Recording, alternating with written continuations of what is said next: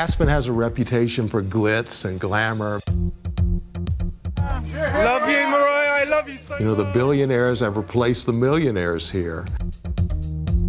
But it's so much more than that. It's always been a place of pioneers, people who came out here with this Western pioneer spirit to start all over again. It was this wild and free-spirited Aspen that Nancy Pfister belonged. When I met Nancy, she was beautiful and vivacious. She turned wherever she was into a party. And this is where all the rich and famous people come. She could turn the Black Plague into a party. Sorry, it was a rough night. Nancy was an Aspen princess. Her father owned the ski mountain. My name is Mark Seal. I'm a contributing editor at Vanity Fair, and I call Aspen home. All doors were open to her. Yes. She was known by people all over the world. She dated Jack Nicholson, and she dated Michael Douglas. Everyone knows that. There was only one Nancy Pfister. I was at my desk that night and heard the scanner call, and we heard the word murder, and looked up the address, and sure enough, it was her. It was all hands on deck. A common thread that we were receiving was that anyone who had ever met Nancy Pfister was a potential suspect. Can you just say that again? I want to make sure I heard you correctly. Anyone who ever met Nancy Pfister was a potential suspect? You didn't want to be on Nancy Pfister's bad side. She was a tough, strong woman. Woe unto you who messed with Nancy Pfister. Even Nancy Pfister was really no match for a killer who approached her at her absolute most vulnerable. Nancy Pfister was murdered in her sleep with several blows to her head. Everybody wanted to know what. Everybody wanted to know how. Everybody wanted to know why. And everybody wanted to know who.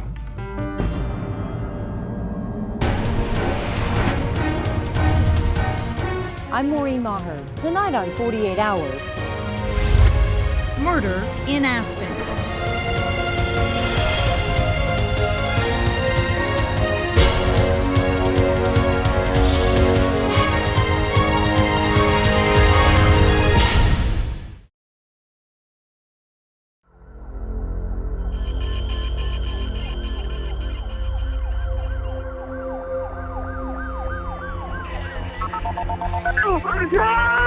No one could believe it.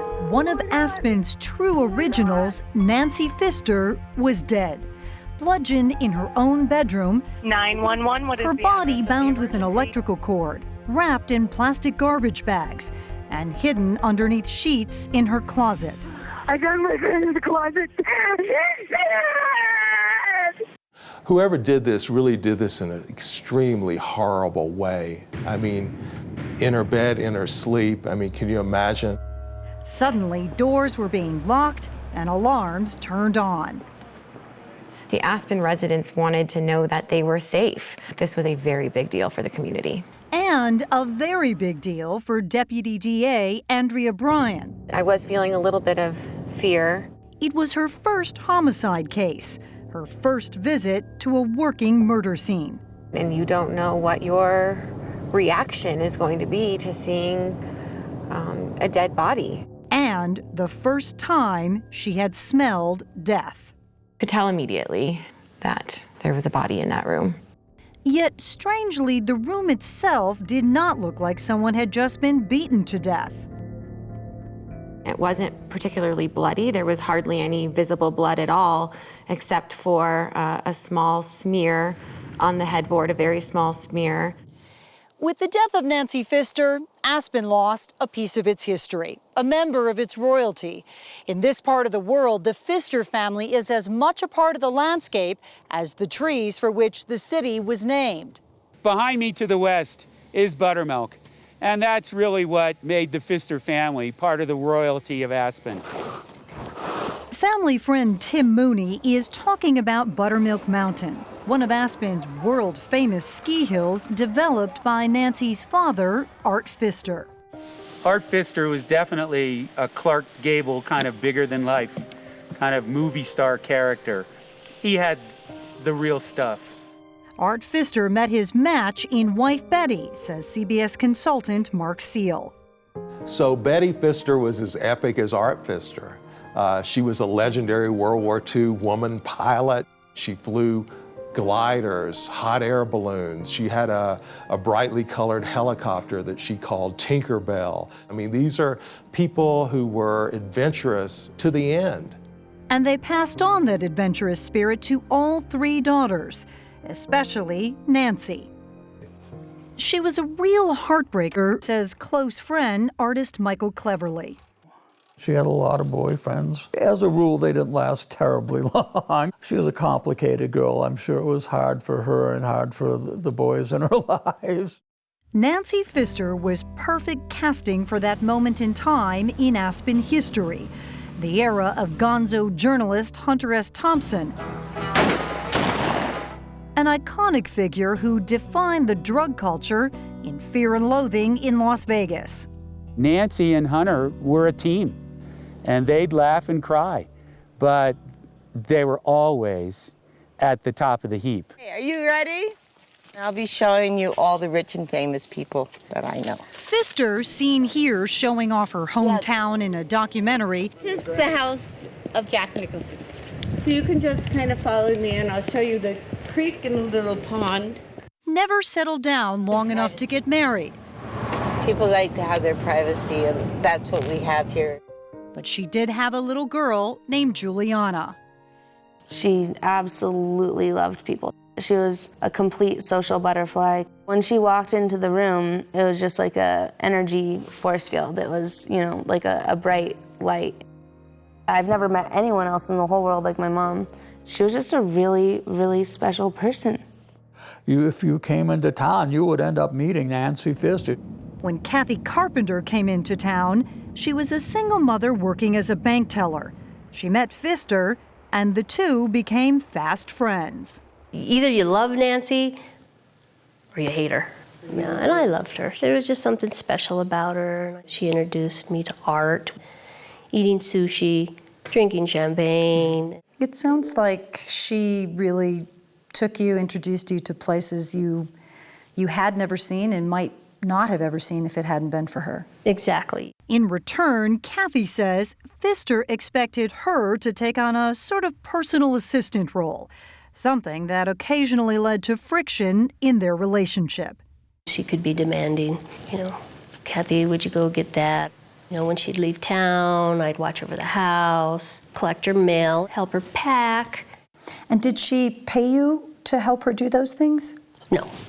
Despite their conflicts, Kathy Carpenter says she cared deeply for Nancy. And on February 26, 2014, when Pfister had not been heard from in several days, it would be Kathy Carpenter who went to check on her. My friend is in her closet dead.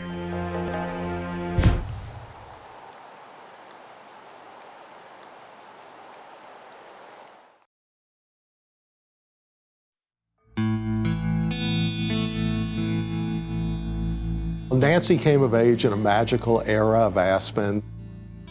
She was 14 when John Denver wrote his Aspen anthem, Rocky Mountain High, which made the whole world fall in love with the place.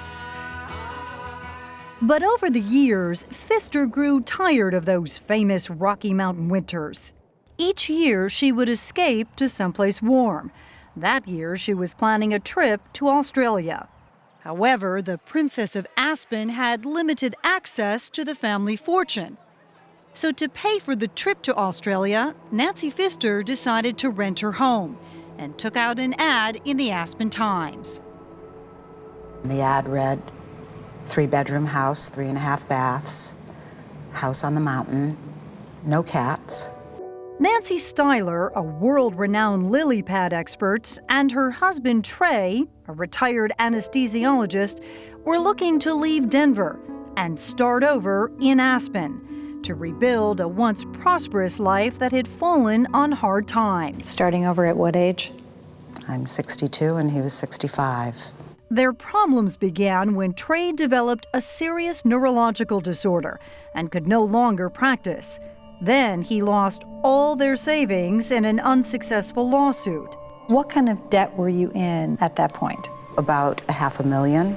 They had to move from their home and beautiful water gardens. A happy family with one small problem. The cultured life they had worked so hard to create, seen here on this HGTV special, and modeling the latest in pawnware, slipped away. Gore-Tex waders. He was so distraught that he was talking suicide. But Nancy Styler, who had also attended medical school, decided it was her turn. I said, I can go back to work. So last year we went back and we both got trained in Botox and laser and thought that we'll go to Aspen and start a spa. In October of 2013, they answered Pfister's rental ad. And I came upstairs and she was in a bathrobe with pearls and a glass of champagne. Soon, the two ladies were bonding over their love of organic gardening and the possibility of launching a business. She said, I love the idea of having a spa. Do it right here. The concierges from the hotels will bring their clients to you. Well, you must have just thought you paid dirt. Died and went to heaven. And when I said that to her, she said, it's karma, darling. And I thought, okay, this is it. The Stylers agreed to give Nancy Pfister $12,000 up front, 3 months' rent. And did you have that $12,000 cash? We had most of it. We gave her $6,000 3 days after we met her. We thought that, this will work out okay. Apparently, so did Nancy Pfister. She invited the Stylers to live with her for the next month before she left for Australia. In return, Nancy Styler, a fastidious cleaner and expert seamstress, would help her get ready for the trip. Before we gave her the money, she treated me as an equal. Once we gave her the money, I became kind of a slave. Get my cigarettes, get my champagne, get this, do that, rub my feet, rub my neck. I want you to alter 22 Brooks Brothers shirts. I've never been treated so poorly by anyone in my life. How testy did things get between you and Nancy Pfister? She pushed me to my limits, and I didn't know I had limits. But the Stylers had already paid Pfister $6,000, and fairly certain they were not going to get any of it back, they decided to stick it out. For you, this was all about the house. I just got to get this person out of the country. Door. I'm going to fulfill my obligations, get her packed, and get on with business. She says her one saving grace was Pfister's friend and helper, Kathy Carpenter. Kathy Carpenter and I started commiserating. About what? About how she used people. Kathy had been her personal assistant for no pay for many years. Did Kathy describe herself as personal assistant or friend who did favors? I think Kathy described herself as friend who did favors. Nancy described her as a personal assistant. The two women became close friends and even agreed to share care of Pfister's Labradoodle Gabe while she was in Australia. And so Nancy Pfister left her dog and home in the care of Nancy and Trey Styler and said goodbye to Aspen for the winter. In November 2013, Pfister flew to Australia, leaving Kathy Carpenter in charge of collecting the rent. Did they ever come up with the additional $6,000? They did in December.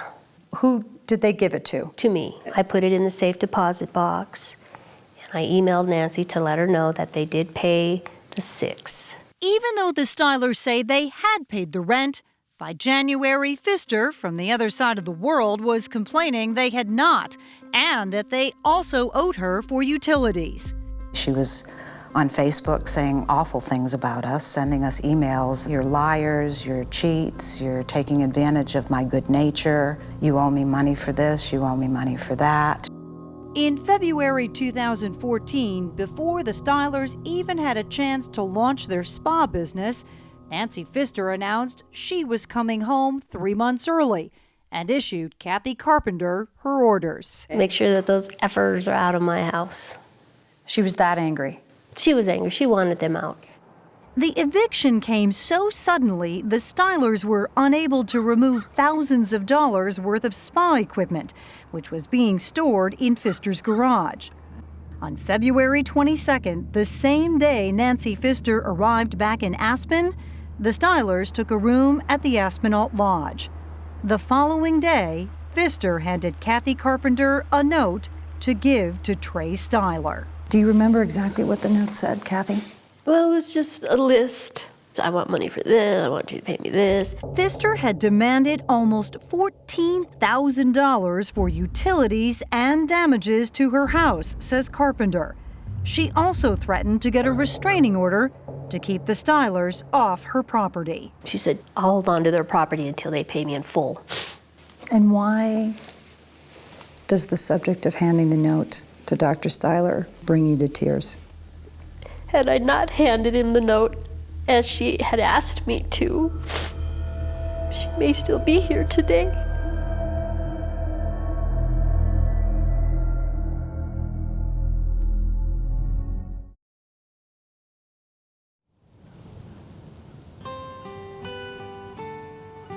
Aspen has always been a place for dreamers, but the Stylers' dream of a fresh start was quickly dying.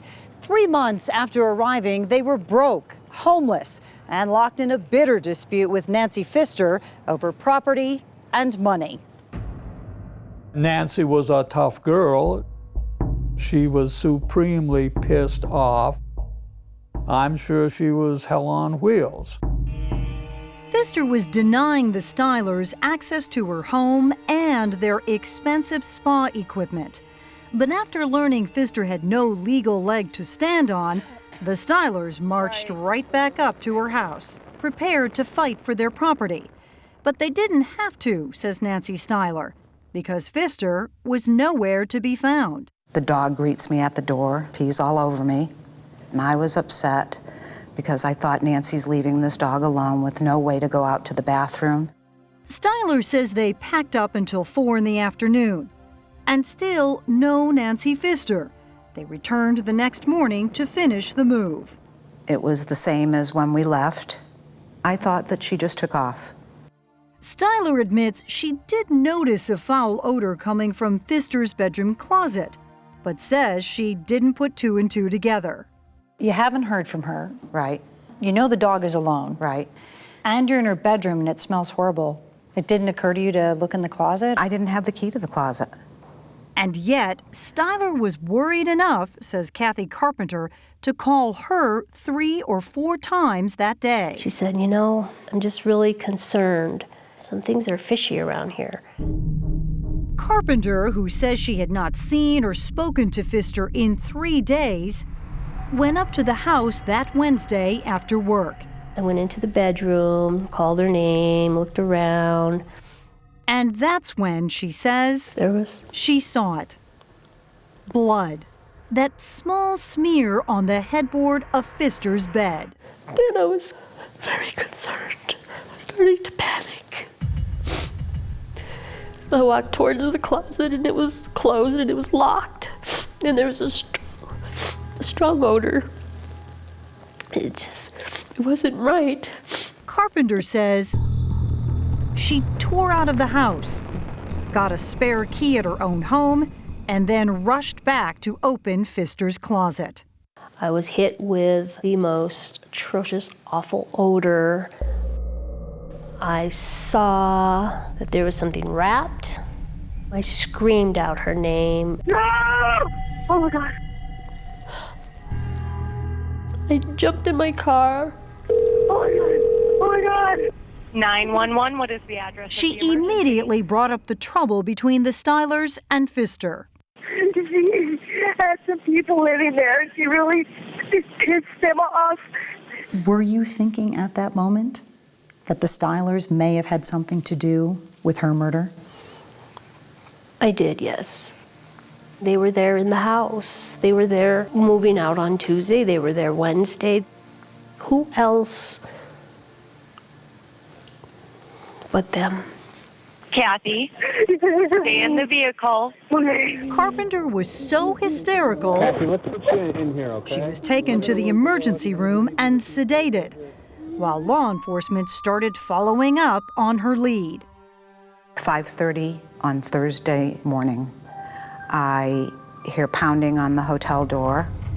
I looked out the door and there's all these policemen. I I said, Trey, is this a dream? And one of the policemen answered, it's not a dream, that's a dead body. And I said, who? And they wouldn't answer. You really had no idea. Nancy Pfister's been missing for a few days. There's a bad odor in the room, and you can't think of anything? Right, and Kathy went to the emergency room, and I knew it had probably something to do with that, and they were questioning us because we had lived there. The Stylers were separated, put in prison jumpsuits, and interrogated. Nancy Styler's interview is audio only. She treated me as an equal until she got our money. And then she treated me like a slave. And what really struck out to me was how she couldn't stop talking about how horrible of a person that she thought Nancy Pfister was. She's a liar, she's an alcoholic, and she is the most self-loathing person that I've ever met. There is not one person who said a nice thing about her. It appeared that there could have been enough anger there that she would actually have been the one who killed Nancy Pfister. She told us we belonged in a trailer park in Basalt and that we were trailer trash. I have never been disrespected by anyone in my life as much as I've been disrespected by this woman. With respect to Trey Styler's interview, do you feel bad about that she's dead? A little. He really exhibited some very strong anger. She had screwed us up big time. On the other hand, Trey Styler did not look capable of killing somebody, says DA Chief Investigator Lisa Miller. He's obviously an elderly man. I couldn't beat up a kid. He's bending over, he's holding his head, he's telling us over and over how infirm he is, how weak he is. We came to the conclusion that Mr. Styler could not have perpetrated this crime and moved the body by himself. Despite their suspicions, investigators did not believe they had enough evidence to show probable cause. And after 12 hours of interviews, the Stylers were released. But then, a huge break in the case. Just 100 yards from this motel where the Stylers were staying, a trash collector emptied a garbage can. And purely by accident, he happened to notice items belonging to Nancy Pfister, the murdered woman he'd just seen in all the news reports. We find a vehicle registration for the Stylers Jaguar in the same bag with personal items belonging to Nancy Pfister. And there it was, in there with everything else. An old hammer with Nancy Pfister's blood on it. The murder weapon. And on one of the plastic bags, DNA that matched Trey Styler's profile. 4 days later, the Stylers were arrested in connection with the Aspen murder and charged with first-degree murder. I kept thinking that I would wake up from this horrible dream, being treated like a criminal, being shackled, wearing orange, being paraded in front of the media with cameras like I was walking down the red carpet. Every piece of dignity in my life was taken away. But there was something nagging at investigator Lisa Miller. The murder weapon was... That evidence drop seemed almost too good to be true. Right here. And then they found that missing key to Nancy Pfister's closet, just a few yards from the Stylers' motel room.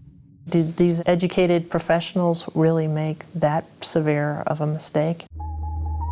Investigators started looking at the possibility that the Stylers were being framed, or that someone else was in on it with them. Someone like Kathy Carpenter.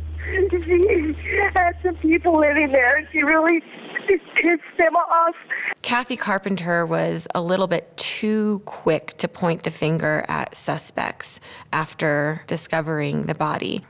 What would be her motive to kill Nancy Pfister? She did have motive because Nancy Pfister treated her badly at times. She hurt her.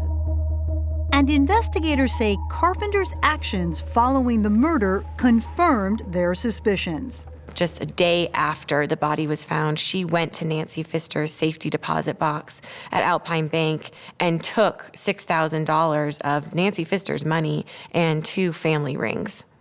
But Pfister had given Carpenter legal access to the safe deposit box, And she insists she took the money and rings for Pfister's only child. She said to me, anything ever happens to me, you make sure that Juliana gets this ring. Investigators did not believe her. 11 days after the Stylers were arrested, she's the third person to be charged with first-degree murder and conspiracy to commit first-degree murder. Kathy Carpenter became the third person charged with the murder of Nancy Pfister. They came banging on my door, and they arrested me for the murder of my friend, is what they said.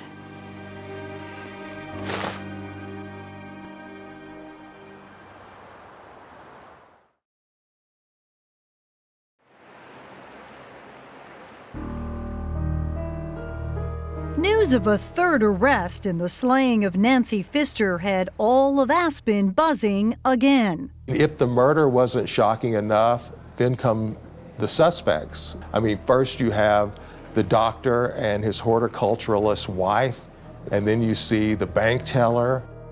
I mean, everybody's wondering what went on here. Kathy Carpenter says she was as shocked as anyone else. She had just bought a new outfit to wear to her friend's memorial. Instead, she sat in an orange jumpsuit alone in a jail cell. I could hear the music, and oh, so hurtful. I cried. I have never seen anything like it. Defense attorney Greg Greer believes Kathy Carpenter was a scapegoat in an investigation so flawed they even got the 911 call wrong. 911, what is the address of the emergency? Help me. Oh my God. According to the 911 transcript, Kathy Carpenter said she saw blood on Pfister's forehead. But prosecutors insist no one could have seen any part of the body because it was covered with a sheet. In your opinion, investigators believed this was their most important piece of evidence. Greer was dumbfounded when he listened to the 911 call himself. I saw blood on her headboard and the closet was locked. I listen. It says headboard. She said headboard. She didn't say forehead. I saw blood on her headboard. Prosecutors admit the error, but say it's only part of the story. That was one statement. She made numerous statements about the body that had raised huge red flags in our mind. Statements like these. She's dead, full of blood, wrapped in a thing. There's just one problem, says investigator Lisa Miller. There is no way in looking at this you can say this is full of blood, and you definitively cannot say this is Nancy Pfister. How could she know her friend was dead? How could she know it was her friend? Nancy Pfister's been missing for a few days. There's a bad odor. The body is locked inside Nancy Pfister's closet. It seems reasonable that she would think she's dead. And if you phrase it like that, sure, it seems reasonable, but look at how the body was found. The body was covered up. But Kathy Carpenter insists she did see the plastic bag wrapped around Pfister's head, and it was translucent enough to give her an impression of what was inside. I looked down when I saw there was some hair and blood. I just assumed it was Nancy. Who else? So now they had 3 people in jail. Kathy Carpenter, Nancy Styler, and Trey Styler, all there because a judge determined there was enough probable cause to make the arrests. But prosecutors still had to build a case against 3 different people that would hold up in court. What was your working theory? The theory was that they were all involved in some aspect of the murder, whether it was the planning of the murder or the ultimate cleanup. Brian believes they bonded over their resentment of Pfister, but they still only had physical evidence against one of them, Trey Styler, that DNA they had found on the bag containing the murder weapon. Is there any DNA found of Nancy Styler? No. But you still think that she's involved, even though there's no physical evidence? Absolutely. Nancy ruled the roost, if you will. William Styler didn't make any moves without Nancy. And investigators believed she was the one who most wanted Nancy Pfister dead. I didn't have a great relationship with her, but what would that have done for me to kill her? Did you hear Mrs. Steiler say threatening or menacing things about Nancy Pfister? You know, in the very beginning, and you know, she made some threats. I'm just as angry at her, I could just kill her. Did you say that you wanted to kill Nancy Pfister? I said at one point in time that I'd like to kill her, yes. I did say that. It doesn't look good. It doesn't look good, but if every person who said that was taken at their word, how many times have you said, I'd like to kill her? But District Attorney Sherry Kaloya says someone did kill Nancy Pfister. After someone says that, people don't ordinarily end up dead. And Brian says, even more curious. Here's Nancy Pfister, who had asked to get a restraining order and had told them that they cannot come to the house. And now they seem totally unconcerned about whether or not she finds them there. Well, the reasonable conclusion is because they know that she is dead. And what about all those phone calls Nancy Steiler made to Kathy Carpenter before the body was found? Why did you keep calling her? Because she was going to be picking up the dog, and it was important for me that she came and got that dog and that she knew what was going on. While there could be an innocent explanation for that communication, the explanation can also be that they're talking about the body and what is going to be done with the body in the closet and how it's going to get out of the closet. A good story, but where's the proof? Steiler's attorney, Garth McCarty, wants to know. Speculation and conjecture were all they ever had against Nancy Steiler. But investigators were convinced they had the right 3 people in jail, and in time they would eventually turn on each other. I have them in jail, and you have to worry greatly what they tell me. So what you're telling me is your wife was probably in on it then. Is that true? Did she have anything to do with Nancy's death? Did you have anything to do with the murder of Nancy Pfister? Nothing whatsoever. At no point did you think that, was there any way that Trey could have been responsible for this? Never even crossed my mind. I thought for sure in my little courtroom in my mind that Kathy had done this. Did you kill Nancy Pfister? No. Did you take a hammer, hit your friend in the head, wrap her up in plastic, and leave her to die in a closet? No. As the alpine snows began to melt and winter gave way to spring, 3 people, Kathy Carpenter, Trey Steiler, and Nancy Steiler, watched the changing of the seasons from behind bars, waiting, as was all of Aspen, for their day in court. There was anticipation of the trial when everything would come out. People were eager to hear exactly what happened, why, and then all of a sudden another bombshell. And I was blown away. I was blown away.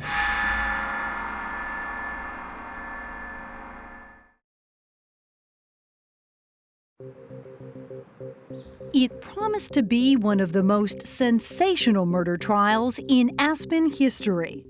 Did you ever worry that you might be convicted? No, because I'm totally innocent. Kathy Carpenter wasn't nearly as hopeful. If they don't find the truth out and they send me to prison, I can't live. Then a shocking development. It was one of those moments that rarely happen in real life. The courtroom is packed, everyone is desperate to know what will happen next. And then a bombshell. 3 months after being hauled off to jail for murder, Trey Steiler tells the judge he knows who did it. Who killed Nancy Pfister? He did. And he says he did it alone. Both women were released from jail. Trey Steiler had agreed to tell all the details of the crime in exchange for a 20-year sentence and his wife's unconditional freedom. Peacefully. Nancy Steiler can never be charged in connection with Nancy Pfister's death. If he said, I'll take the hit, I'll throw myself on the sword, right. Would you let him do it if you were involved? No, if I had done it. Or been involved? No, absolutely not. I couldn't have lived with myself. According to Trey Steiler, he left his wife sleeping at the motel and went to Nancy Pfister's house to try to reason with her. The door was unlocked. He went upstairs to her bedroom. He said it bothered him that our whole lives were falling apart and she was there sleeping peacefully. And he snapped. And suddenly it occurred to me that I could rid myself of this problem once and for all by killing her. Trey Styler says after retrieving a garbage bag and a hammer from the garage, he returned to the bedroom and began hitting Nancy Pfister in the head, again and again, until she was dead. And then he puts the bag over her head after he kills her. Right, and that was to keep the bleeding to a minimum. This feeble-looking man in a wheelchair says he then pulled Nancy Pfister's body onto a sheet on the floor and tied her up with an extension cord. And then just by inches at a time and by squatting and pulling, he moved her deceased body inside the owner's closet. Trey Styler says he then threw the murder weapon and items belonging to Nancy Pfister into a bag, put it into his trunk, and eventually tossed it into that trash can. Lisa Miller admits Trey Styler told a believable story. The problem is, she doesn't believe it. You don't believe that confession? No, not fully, I do not. You believe Nancy Styler had something to do with that murder? I do. Do you believe Kathy Carpenter had something to do with that murder? Kathy Carpenter saw that body before that body had been wrapped and packaged as it was. Kathy Carpenter had something to do with the murder or the cleanup afterwards. Brian agrees, but says they had no choice but to take the deal, that they simply did not have enough evidence against the two women to prove a case beyond a reasonable doubt in court. We can't create evidence against them that's just not there. I saw this as really one of our only opportunities to get some closure. But Nancy Styler's attorney says the prosecution is just trying to save face after throwing two innocent women in jail for over 3 months. It is one of the worst investigations that I've ever seen. Somebody needs to be held accountable. Somebody needs to lose their job over this. From attorneys and investigators to family and friends, many people in this town are adamant that there are still unanswered questions, including Michael Cleverly, who wants to know how Trey Styler could have committed this crime on his own. He and I are the same age. I think I'm probably in a little better shape than he is. And if I have to pick up an 80-pound bag of cement, it's a big adventure for me.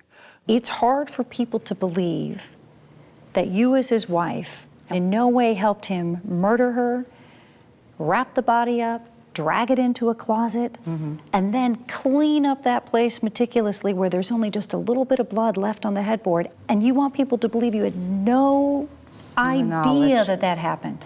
No knowledge of that at all. Absolutely nothing. Nothing. The charges may have been dropped, but both women say the prosecution's continued insistence that they were somehow involved in Nancy Pfister's murder has convicted them in the court of public opinion. What does the name Nancy Styler mean now? My reputation was shining, and now I'm guilty by matrimony. Carpenter lost her job at the bank and the employee housing that went with it. This was home. I loved living here. She now lives with her mother in another town. Unlike Nancy Styler, Kathy Carpenter still faces the threat of prosecution should more evidence be found. It just really hurts me to think that people might think that I was capable of something like this. There's no way. There's no way. The snow is once again falling on Buttermilk Mountain, and the murder of Nancy Pfister has finally faded from the headlines. But friends still mourn. You just lose one of the pillars of joy when you lose a character like Nancy. And a daughter is still grieving. She was the person I loved the most in the whole entire universe. She is the person I love the most. but I bet if she wasn't my mom, she would have been one of my best friends. Aspen endures, as it always does, but Nancy Pfister will not soon be forgotten.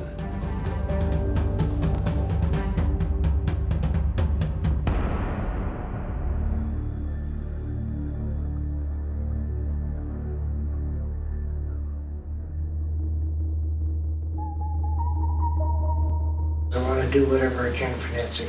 Last April, after 13 months behind bars, Trey Styler sat down for an interview with Daylene Berry, who was writing a book with Styler's wife, Guilt by Matrimony, in an effort to clear her name.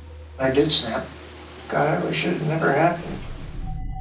He talked about the day that he killed Nancy Pfister. I did not intend to kill her. The thought never went through my conscious mind, oh, I think I'll kill her. Or I'm going to kill her. First thought I can remember having is, I did kill her. Past tense. Styler insisted he acted alone. One thing I know beyond doubt is that Nancy not only had no involvement in it, she had no knowledge of it. After Trey Styler went to prison, Nancy Styler changed her name, moved to another state, and filed for divorce. I've been trying to hang on and not do something definitive. Suicide. 4 months after this interview, Trey Styler hanged himself in his prison cell.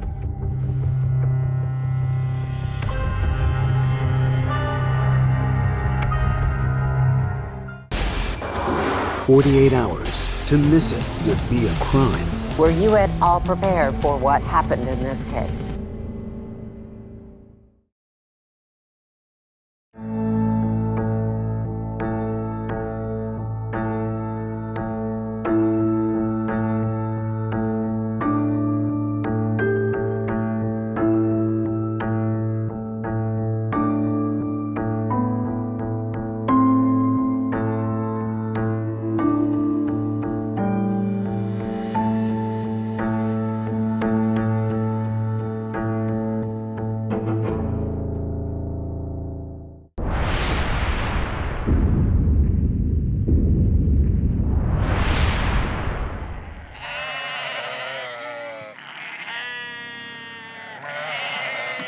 My name is Steve Modlin. My wife and I have a small farm. We raise sheep, market lambs and breeding stock. The farm has always been a sideline. My primary job was as a special agent with the North Carolina State Bureau of Investigation. Running a farm is a lot like working an investigation. Every day presents challenges, pieces of a puzzle that need to be put together. Agent Modlin, set the scene for me. Where are we? This is the Saluda Mountain Lodge in Saluda, North Carolina. And this was owned by the Mintz family. And Vanessa Mintz had worked the night shift as the night manager. She was hilarious. She was hilarious. Do you want Santa Claus to bring you? She had a very quick wit. She was this natural maternal life of the party, too. Come back and see us in the morning. Okay, we will. Ms. Mintz was very well respected in the community. She was connected through her church and her activities. Ms. Mintz worked with young girls in etiquette with beauty pageants. Vanessa helped me with public speaking and building confidence. She was like my support team. She made me a very strong, independent woman. February 19th, 2011, never leaves my mind. I find it really strange because Mom has not texted or called. You arrive at the lodge, what do you see? I see the door standing open. Jessica came in through the employee entrance into the main guest quarters here and immediately noticed her mother in the bed back in the bedroom here. This is not right. When she got to here, she could see her mom on the bed. It's very dark, and the only illumination in the room is coming from the TV. And her mom was on her left side and had her arm up over her face. She also called her sister, who was a nurse. And Andrea said, Jessica, is she breathing? Have you checked her pulse? And she just screamed, this blood-curdling scream. Vanessa had been shot once in the face and once in the forearm area. This was certainly a very violent death. There was no forced entry. The cash drawer in the front office was open and was empty. There's nothing out of place except for her shoes on the bedroom floor and a shotgun shell. The fact that she is in bed in her night clothing, it is my opinion she was ambushed. Does that suggest she may have known her killer? Yes. My heart has been ripped out, and it's laying in there dead with her. This can't be true. This was money and sex driven. And how disgusting is that to murder someone for?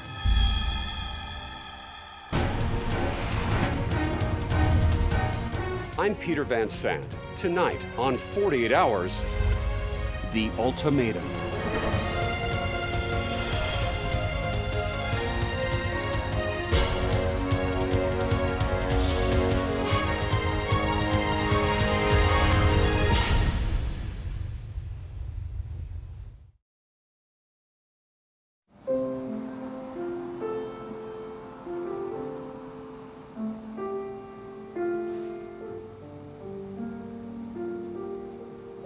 We see this picture that is mounted before us of one who is very precious to our heart, who gave an example in this community.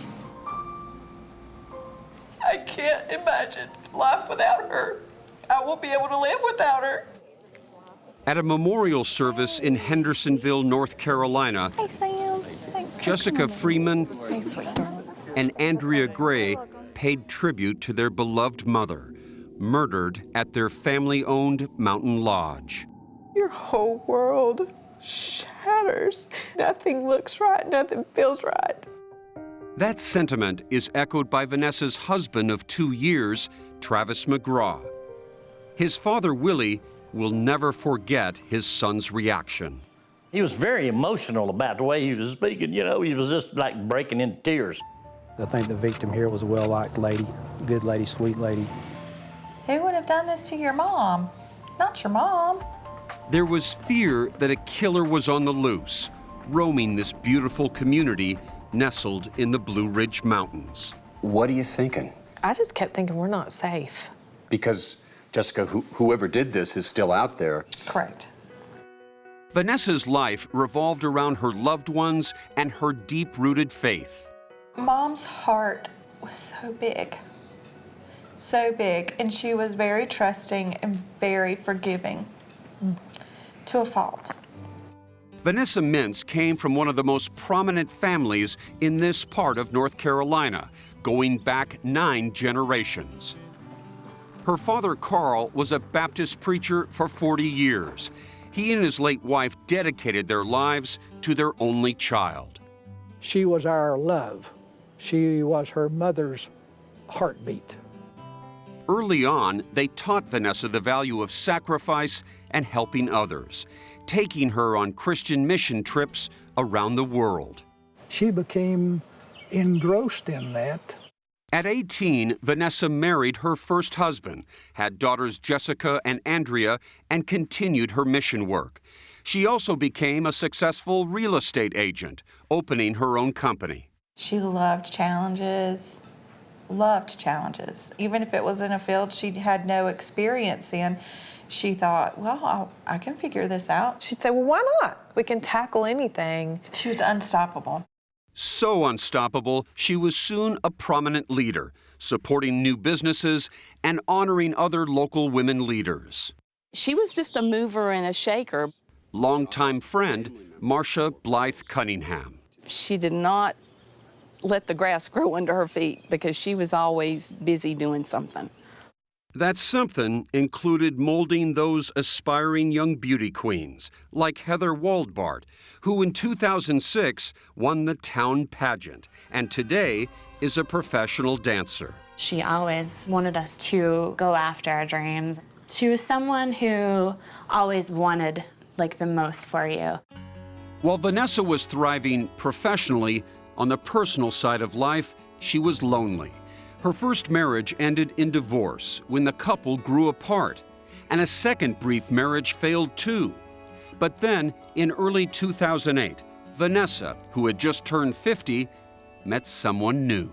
She's like, ladies, I have met my cowboy. It was Travis, 9 years younger, a married father of 2 who had just separated from his wife. She was very excited about him. It was just a fast friendship that moved into a budding romance that just really took off like wildfire. One reason for this burning love was that, like Vanessa, Travis believed in service. He was in the Air Force Reserves. He had also been a firefighter, an EMT, and was now a police officer.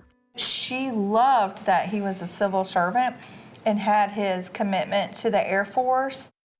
The romance started when Travis was looking for a new home, and Vanessa was his real estate agent. Before long, he was courting her. Her phone was constantly going off. It was just an explosion of text messages. And him dropping by. Dropping by her office? Bringing treats to the office, bringing dinner to her on her shifts down at the motel. Travis was charming and loving to her. It has brought the sparkle back to Mom's eye. Seems like the perfect fit. It did. Travis's dad thought so too. She took interest in the children. He took interest in her children's children. And, you know, there was just a real good, happy camaraderie going on there. After Travis's divorce, the couple eloped in 2009. They just loved life together and they loved doing things together. He was such a running partner for her. But someone wanted Vanessa Mintz dead. And I love Vanessa, and I miss her. She was always good to me. We've got to find this killer. A killer who left behind a calling card. We worked the crime scene in great detail and found a crucial piece of evidence that only the killer could have left.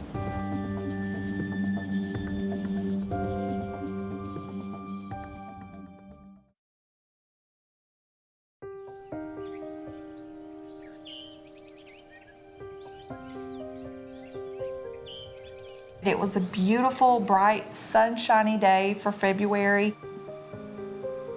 The details of discovering her mother that Saturday morning are deeply etched in Jessica Freeman's mind. While Vanessa had been working the overnight shift at the front desk of the family's mountain lodge, her husband Travis was 12 miles away, spending the night with his son, 17-year-old Taylor. And so the morning of February 19th, 2011, you get up. I get up and I find it really strange that Mom had not called me. Jessica headed right over to the lodge, where she was going to take over from her mom.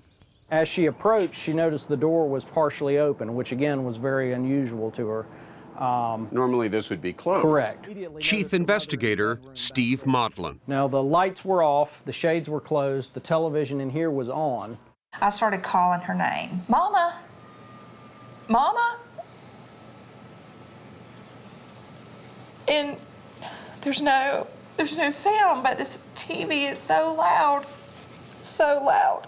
The only light in this room at the time was coming off of the television. So try to imagine that light dancing on the image of her mother lying here on the bed in this darkness. It's almost a macabre kind of scene. It is, and it's confusing. And I look up and there's splattering on the mattress and her pillow. And I said, oh, Mama, you've got to wake up. You have thrown up. In the lighting and in the situation, she had not put it all together. Her first call was to Travis. And I said, you've got to get down here. You've got to get to the motel. I thought you were supposed to be at the motel with Mom. Mom is sick. He goes, what do you mean your mom's sick? I said, she is sick. You need to get down here. Well, I'm at breakfast. And I was very curt to him. I was rude. And so I called my sister. And I'm like, oh, Andrew, you've got to get down here. Something is terribly wrong with Mother. As a nurse, Andrea had dealt with trauma. And Andrea said, Jessica, You've got to look and see if she has a pulse and if there's a rise and fall to her chest. And I saw there was no rise and fall to her chest. And what was making her face look so funny was that there was a hole in her head. Maudlin's investigators had quickly confirmed there had been 2 shotgun blasts. One hit Vanessa's arm. The wound there would tend to be a defensive wound. And that second shot to the front of her head. This was a brutal, brutal shooting. Yes, it was. Prosecutor Alex Bass. It was obvious that the money was gone from the till. There was no money found there. So the first impression you get is it's a robbery. Just $200 had been taken. But why, investigators wondered, did the killer leave behind an expensive ring on Vanessa's finger? We also noted later that on these shelves was a stack of Vanessa's jewelry, visible and out, where she had taken it off the night before. There was no sign of a struggle, but whoever shot Vanessa left behind a clue. The only thing of note in here was a pair of Vanessa's shoes right here on the floor, and next to them was a single 12-gauge shotgun shell, a spent-fired shotgun shell.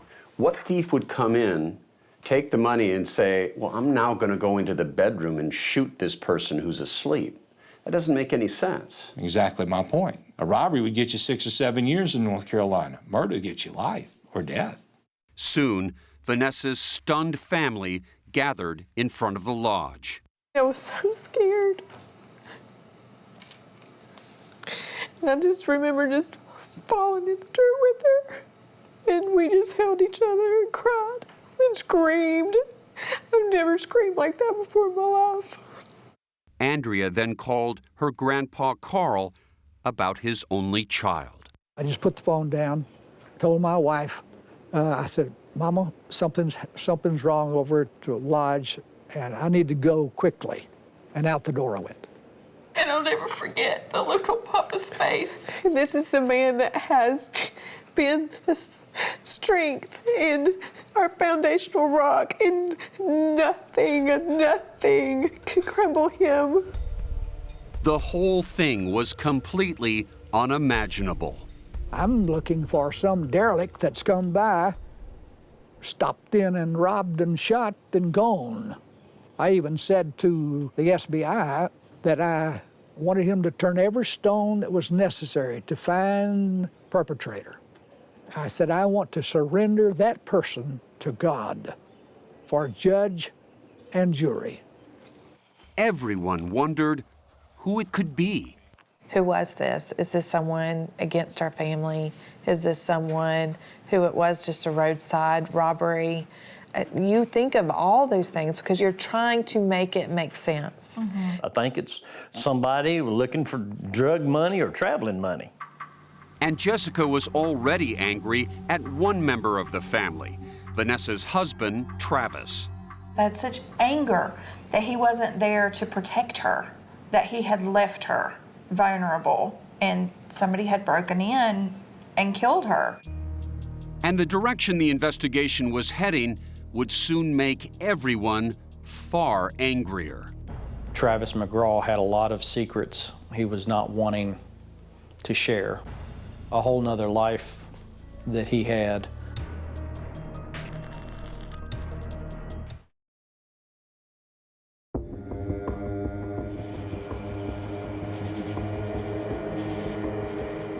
There was blood stains on the bed. There were blood stains on the wall behind her. A shocking murder of a beloved mother at her family's mountaintop lodge. Cash missing from the till. A shotgun shell on the floor. Despite all that, prosecutor Alex Bass wasn't buying that Vanessa Mintz's murder was a robbery gone bad. What was striking about the crime scene was that that apartment was as neat as a pin. Investigators started from square one. They began looking at all the family members, and the first thing they started to do was to get the phone records for them. Once police obtained Travis's cell phone records from the phone company, they found some romantic text messages. The problem was, they weren't from his wife. They led to discovery that he had a girlfriend on the side. This is Mary Beth Fisher. She was just 27 when she met 44-year-old Travis McGraw, Vanessa's husband. He was very charming. He seemed very warm, very kind-hearted, eager to help, eager to give advice. Travis had followed in his wife's footsteps and was now working for a real estate company here in Hendersonville. And that's how he met Mary Beth. She was looking for a new place to live with her young son after recently separating from her husband.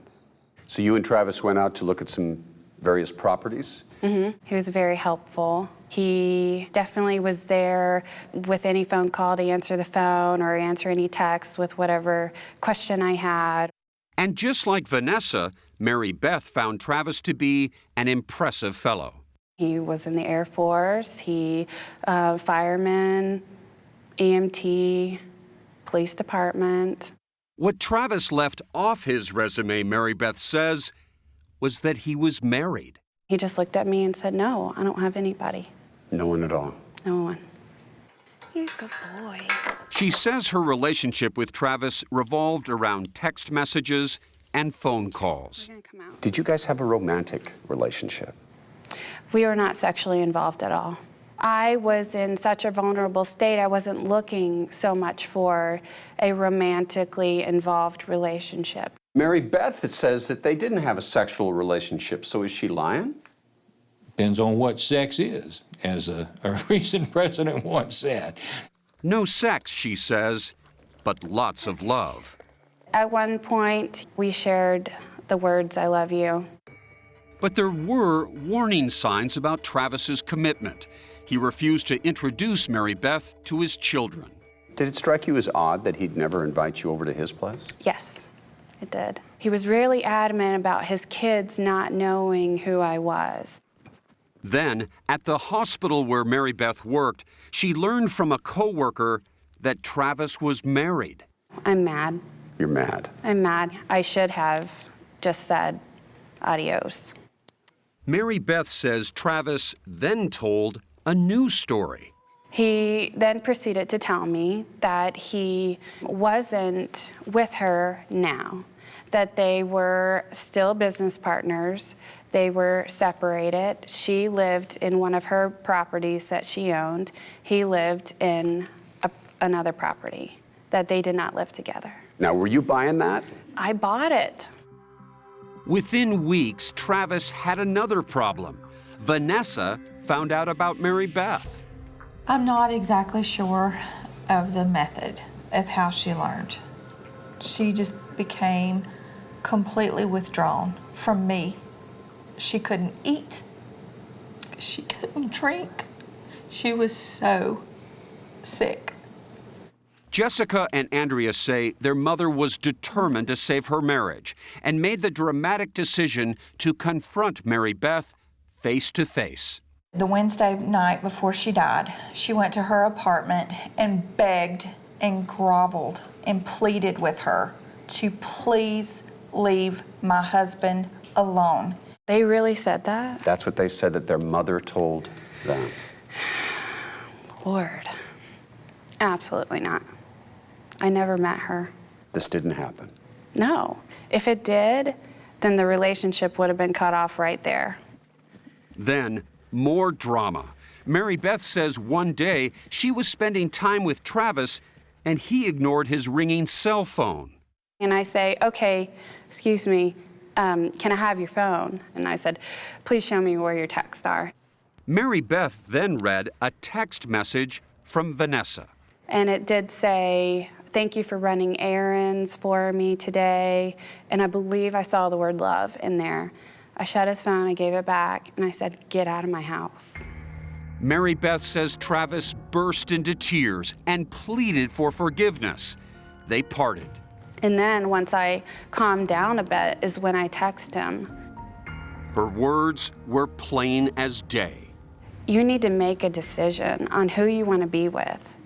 And I said, if you want to be with her, then be with her. That's fine, but you need to make a choice on who you want to be with. Mary Beth's ultimatum came with a deadline. It was Thursday, and he had until Sunday to decide. Less than 48 hours later, Vanessa was shot to death. Travis wrote me, if you haven't heard yet, Vanessa was at the motel last night. Someone broke in, robbed the cash drawer, and killed her. You gave Travis an ultimatum. You told him to choose. The next day, Vanessa is murdered. Did you think that was just a coincidence?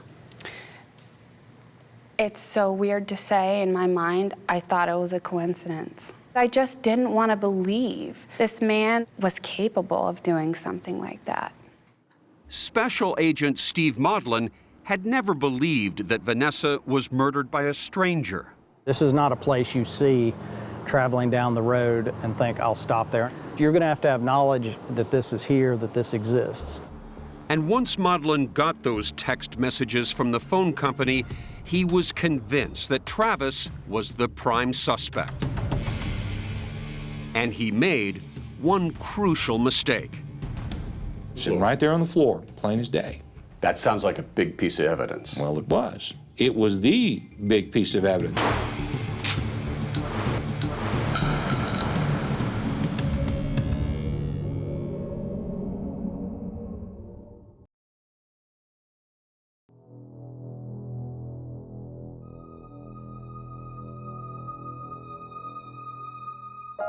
That shotgun shell left behind by Vanessa's killer was a telltale clue. Point down range, pull the trigger, and then pull back on the forearm. That will eject the fired shotgun shell. And Shane Green of the State Bureau of Investigation demonstrated for us how he tested Travis's shotgun, the same kind of gun he's using here. The fired shotgun shell that was recovered at the lodge was one just like this. After the murder, Travis McGraw voluntarily gave police the 4 shotguns he owned. He was trying to cooperate and had no idea the police had found a shell casing. His truck had also been searched. In his truck, we found a shotgun shell in the door compartment of the same brand and size shot and specifics as the shell from the crime scene. Among Travis's shotguns was this Mossberg model. So Green loaded the same kind of shell that Travis used and fired it. You're telling me you can fire this weapon and there will be distinctive markings on the back of this shotgun shell that would tell you whether or not this shell was fired from that gun? That's correct. There'll be microscopic markings, imperfections, striations, scratches. And when Green compared the shells he fired from Travis's gun against the one at the crime scene, they were almost identical. And how precise is that match in your professional opinion? In my opinion, it's a 100% match. That shotgun shell was fired in the shotgun provided by Travis McGraw. Investigators now had that forensic evidence on top of the text messages that included Mary Beth's ultimatum. 4 days after the murder, police arrested Travis McGraw and charged him with first-degree murder. And that moment when you heard that? My knees buckled. I just laid my head on the table. And Papa said, no. No, no. But the wheels of justice turned slowly in this part of North Carolina. Travis spent 13 months in jail, and then his family was finally able to raise his $750,000 bail, and he was freed. The sisters say he lurked around them ominously in their neighborhood. We saw him a lot. He would be on the side of the road. Would he look at you as you drove by? And wave at us. Or do this. Do this? Mm-hmm. Like a gun thing? I don't know. He would do this. I guess you could interpret it how you wanted to. Even with the strong case against Travis, prosecutors then offered him a plea deal consulting with Vanessa's daughters. Second-degree murder with a sentence of 16 to 20 years. They wanted him to plead guilty. Rather than rolling the dice at trial, since the only physical evidence was that shotgun shell. And so we all just felt like that this was in God's hands, and if this was the way that the state felt they needed to proceed, we are supportive of the state and we would move forward. On the advice of his lawyer, Travis accepted the deal. But when the day came in March of 2014 to finalize it, please be seated. A shocking development. So at this point, the state would ask, does the defendant wish to accept the state's plea offer or not? No, sir. At the last moment, Travis changed his mind about pleading guilty. I think it's because in my heart and in his heart knows he's innocent. We had a conversation to that effect privately, that he told me that he was innocent, looking dead into my eyes. How can he not just be horribly, horribly disappointed? I mean, we were really thinking that today, at the end of the day, we could be at the end of this chapter. 3 long years after their mother's murder, I'm thankful that we're finally to this point. We're exhausted. Jessica, Andrea, and their families are finally headed to court for the trial of Travis McGraw. Let's call you first witness. Heidi Latham. I mean, it was loud enough. Heidi Latham, a friend of Vanessa's, takes the stand. Heidi was staying at the lodge the night of the murder and was startled awake. It was definitely a whooshing sound. I felt like something was banging against the building, probably the echo, so it was pretty loud. Unable to fall back to sleep, Heidi left the lodge. She noticed Travis's red truck. And where was the red truck parked? Parked in front of the breezeway. Remember, Travis had told police that he'd spent the night with his son here at Vanessa's house, about 12 miles from the lodge. Heidi's testimony contradicts his story. Captain William Beauchesne. Air Force Major William Beauchesne, Travis's former commander, then testifies that he contacted police shortly after word spread that Vanessa had been murdered. Why? Because Travis had already tried to collect on the $100,000 military life insurance policy he had on Vanessa. Why did this cause you concern? I was shocked that within 10 to 12 hours, within 10 to 12 hours, I was receiving an email inquiring about insurance. Ms. Fisher, if you'll come around and be sworn in. Then it was time for the prosecution's star witness to take the stand. Travis's former girlfriend, Mary Beth Fisher, who continues to insist their relationship was platonic.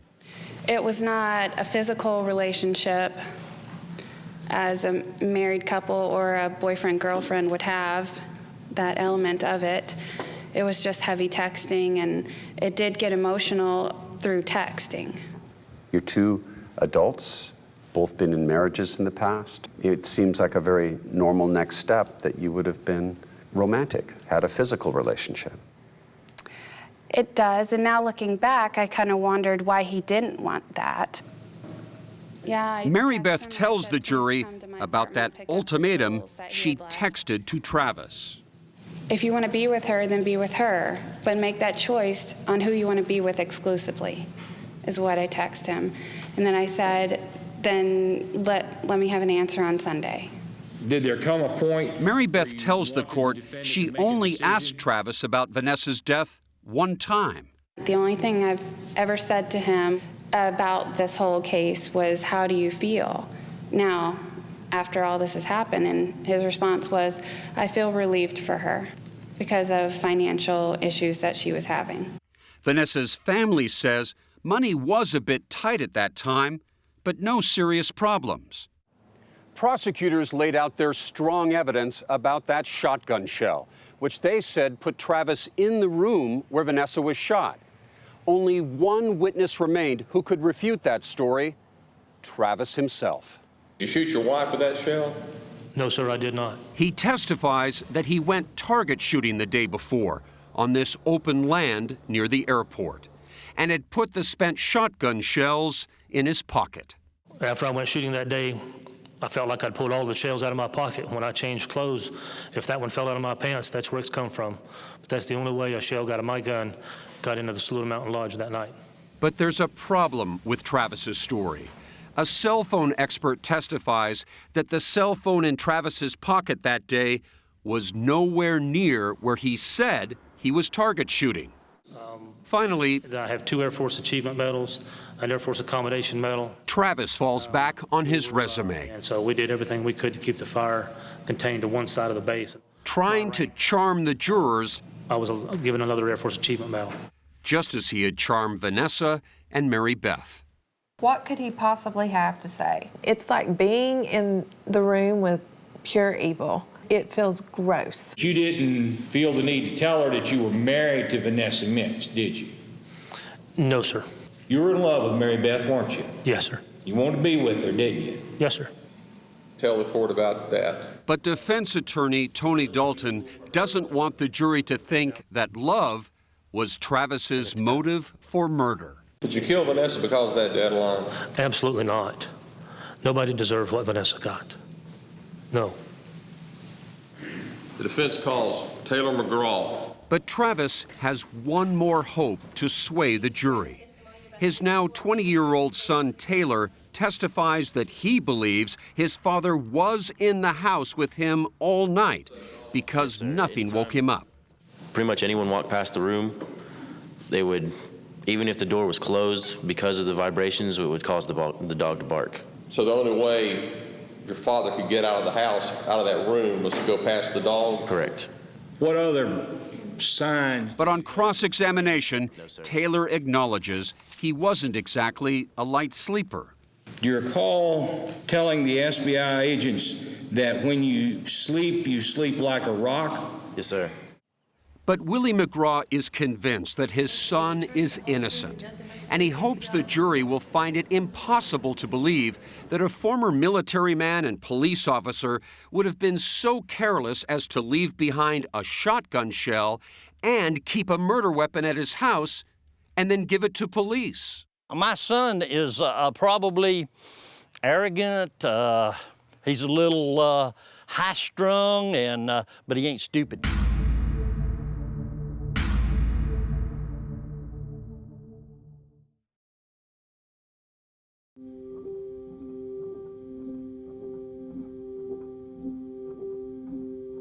No, sir. After 7 days of testimony, 17 witnesses, 85 exhibits. This being a first-degree murder case, it's high stakes. Closing statements begin. But I submit to you, not being a faithful husband doesn't mean you're a murderer. Defense attorney Tony Dalton reminds jurors to focus on the facts and not Travis's questionable character. Mr. McGraw, you may find to be a person of bad judgment. You may find his character to be not up to your standards, but that's not the question here. Give Mr. McGraw a fair trial. And if you find a reasonable doubt, find this man not guilty. That's what I want to talk about first. Prosecutor Bass takes his turn, saying all the evidence points to Travis McGraw's guilt. The defendant did it. He had every reason to do it. He had the means and the motive and the ability and the smarts to try to frame it up as a robbery. But he wasn't nearly as smart as he thought he was. That's because Travis left behind that shotgun shell, the critical piece of physical evidence tying him to the crime. And that was the defendant's biggest error, because that shell landed on the floor. But in the passionate heat of trying to escape, he didn't go back in that darkened room. Bass tells jurors the motive for murder. He was in love, or what passes in the mind of Travis McGraw for love, because we all know that that's an infatuation. And by killing Vanessa, Travis thought he would have what he craved, $100,000 of insurance money, maybe even Vanessa's house. Enough to impress his new girlfriend. The defendant had every reason, in this case, to kill his wife. He can go on being the white knight for Mary Beth. When you start putting all those facts and circumstances together and then put the evidence of motive on top of that, you get a complete picture of this defendant. And the picture that you have of this defendant is guilty. All right, members of the jury, all the evidence has been presented. It is Now, after some final instructions, when you have unanimously agreed upon a verdict, notify the bailiff by knocking on the jury room door. the judge sends the jury out, and the wait for that knock begins. Hoping for a quick verdict, no one strays too far from the courtroom. Vanessa's family on one side, Travis's on the other. I'm really nervous about the whole thing. I'm on edge a little bit, especially since the jury's not come back in yet. Travis, he's got a confident feeling about it. 2 hours pass. What's that wait like? It's so hard. The minutes are heavy. Every sound, every creak in that old courthouse room, is that the knock at the door? We'll be in recess till 9:30 in the morning. The jury is dismissed for the day. All right, Mr. Sheriff, you'll bring the jury in. And returns the next morning. You're just sitting there just praying on nice edge. Lunchtime passes, but still no knock. More waiting in the courtroom. Throughout deliberations, Vanessa's family prays. It's all too much for Jessica. All right, ladies and gentlemen, I understand there is a verdict. Finally, after 8 hours of deliberating, The feeling in the room, the energy, it was just electric when that knock came upon that door, that the jury was ready. All right, Madam Clerk, would you take the verdict, please? Judgment Day. Mr. Foreperson, you have returned into open court as a unanimous verdict of the jury that the defendant, Travis Lee McGraw, is guilty of first-degree murder. Guilty. Guilty. And when you hear that word, after all you've been through, It's just, And just minutes after the verdict, he's slapped with the maximum sentence. The sentence would be by the court a life in prison without parole. Good luck. And to hear those words, guilty, and you will spend life in prison, I felt like since February 19th, 2011, that I finally took a deep breath. The former police officer is now a convicted murderer. You could have walked away and left. You did not have to kill her. I don't want to have feelings of anger because he's going to be getting his just reward. do you sit at night and wonder to yourself, I may have been the motive that Travis used to murder his wife? I have thought about that, and I feel bad that that thought is out there because honestly, nobody thinks that when they're involved in this situation or give somebody an ultimatum, that that person would go and shoot the person that they're involved with to get out of the situation. That's just not reasonable. Normal people don't do that. For the Mintz family and the community she once served, Come back and see us in Vanessa's spirit lives on. Hey, Jessica, it's Mom. Jessica treasures this last voicemail from her mom. I was just calling to say hello and to check on you. I hope everything's going well for you. I love you. And the influence she had on everyone around her. I want my mother to be remembered for who she was, not how she died. A passionate Renaissance woman that was able to tackle the world, and to be near her was to be blessed.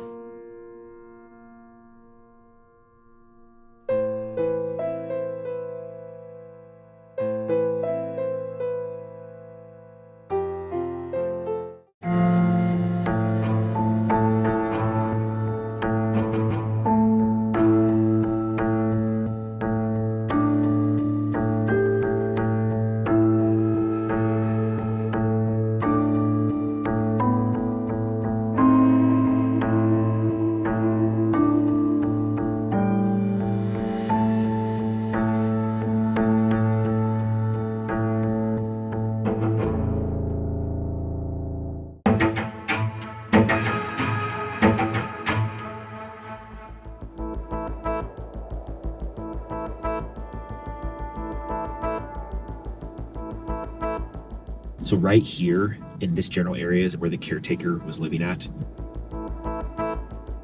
When he went for a walk up this little off-road, when he found her initially. I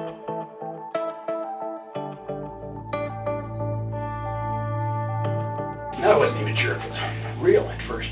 I thought it might be some kind of a prank, you know.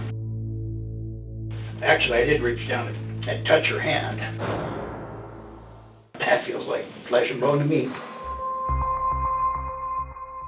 When we found Anna Repkina's body, we were able to see that her feet were probably down in about this location. And her head was pointed back towards the forest here. And one of the first things we noticed when we made our way to this landing is there was pieces of trash and there was garbage. One of the biggest pieces of evidence that we found in this case was a KFC bag. Along the edge of that clear bag, there was a receipt that had the date of the 14th, so April 14th, which is only a few days prior. Who was Anna Repkina? Anna was 27 years old, and she came from a good, strong family in Russia. She wanted somebody to love her, wanted to have kids, and so that's why she went on to the dating websites. She happened to find Will Hargrove. He's always trying to make people laugh, making sure that everybody else is happy, trying to push them to become the better person that they can be. He was complimentary to her. He sent her flowers from the United States to Russia. He paid attention to her. With everything that he had explained to me, everything he had told me, Anna was the love of his life. The sense that you got from Anna Repkina was that she was in love. This wasn't coming to the United States as some mail-order bride. How does Michelle Chavez fit into this case? Well, Michelle Chavez is the other woman. She is that third part of the triangle. He made me feel special. He has a charisma about him. It's like everything he's saying, he truly believes, and you believe it. He makes you believe it. Especially if you're in love and you want to believe it. Yeah. And you were in love. I was. And it was always, I choose you. It was. How much pressure was he getting from Michelle to end it with Anna? I know for a fact that Michelle didn't want Anna even over here in the States. He was basically given the ultimatum of one or the other. And 2 days later, Anna was found dead.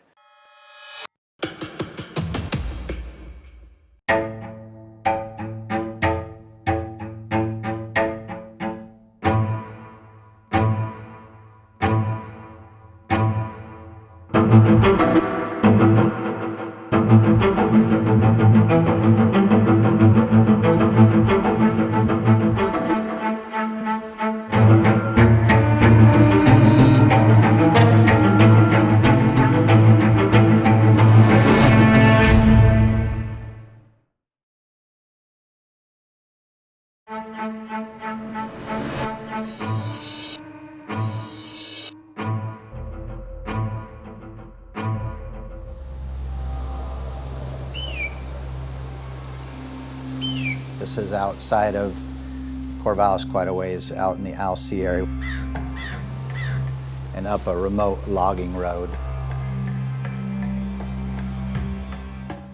Ryan Jocelyn and Amy Matusko, both deputy district attorneys in Benton County, Oregon, received an urgent call that a body had been found on April 17, 2017. He and I were both on scene to take a look for ourselves. It's so important in a prosecutor's role that you understand the scene, not just from photos, but having been there. Not too many people are going to be up in that area. But frankly, the fact that the body was discovered as quickly as it was pretty extraordinary. Lead detective Lieutenant Chris Duffett says a local caretaker happened to be out walking his dog that day when he came across the body. The caller was walking on this road on a day and a time in a place that he really should have never been. So we were very, very lucky to find her body. If it would have been any more time, we might have never found her. The victim was identified as 27-year-old Moscow native Anna Repkina. She had been shot. She was smart, intelligent. She had an office job working for IKEA. She loved cats. She loved to travel. Anna had a lot going for her. A lot of people liked her. So how did a Russian woman who had a seemingly happy life meet her end on a remote logging road nearly 5,500 miles from home? She had broken up with her boyfriend of 7 years and was really looking for that connection. A year earlier, newly single Anna started looking for love online and joined a Russian social networking site. She found what she was looking for halfway across the world when she met 26-year-old Oregonian William Hargrove. Then they started really chatting. They chatted a lot over Facebook. Then they started video conferencing. And that was happening on an almost daily basis. Anna and Will found that they had a lot in common. They really bonded over music. She very much loved music. She liked to go to rock concerts. They would have discussions about bands. She had a good sense of humor. She would constantly send funny memes, and she connected with her friends and her family that way. Will and Anna exchanged thousands of messages, imagining their future together if Anna came to Oregon. He definitely had the gift of gab. The gift of gab. He could talk a good game? He could. He could talk a very good game. Will's friend and former roommate, Jamie Klotz. He and I had things in common. Cars. He works on cars. I work on cars. I'm more Harry Potter. He's more the Avengers kind of genre, but we could nerd out on things like that. He actually took me to see my first Avengers movie. He was a likable guy, a jokester. He just liked to laugh and have fun. I enjoyed being around him. Will worked as a mechanic at a local auto dealership. In his free time, he'd meet up with friends like Joseph Thompson at the Peacock Bar and Grill. We would play pool over there on Sunday nights and just basically ended up hanging out, doing karaoke. I don't know how many times me and him would be sitting there playing pool, and he'd just have women walk up from the bar, just sit there, talk to him. He was very charismatic. He had the personality, the presence. Was he a player? No, not necessarily.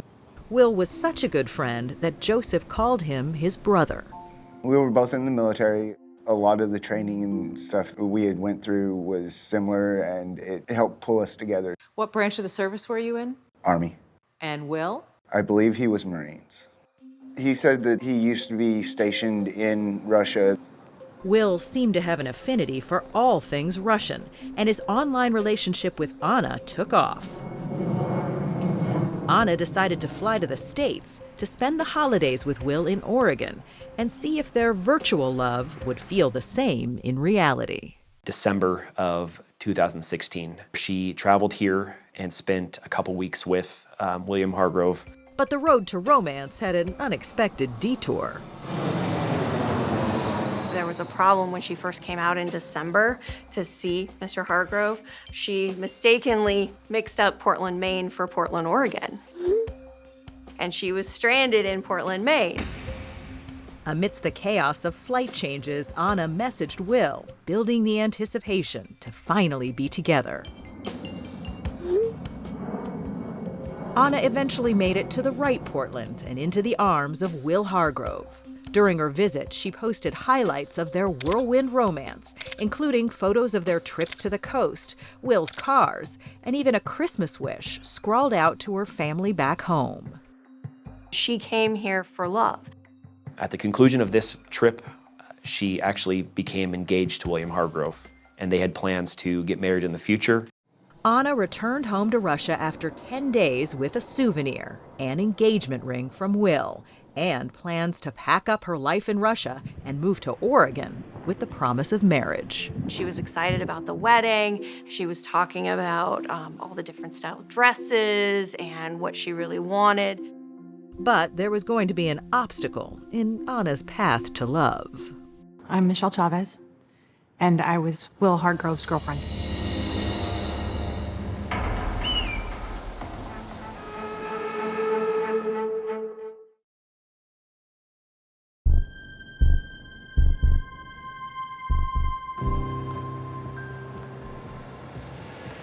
In 2015, 33-year-old Michelle Chavez was living with her husband and 2 children in Albany, Oregon.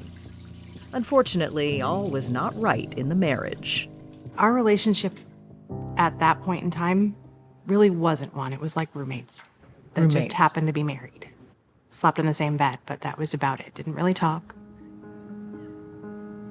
Michelle met Will Hargrove while she was working as a cab driver.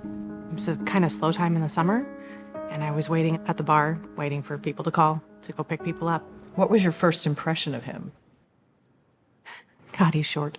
God, he's short. Yes, God, he's short. Yeah. He is short. But that first impression gave way to something much more for Chavez, who was so unhappy at home. He made you feel like you were in the sun when he talked to you. He had a way of being able to look at me, and I felt like I was actually seen. I felt beautiful. I felt like I was wanted.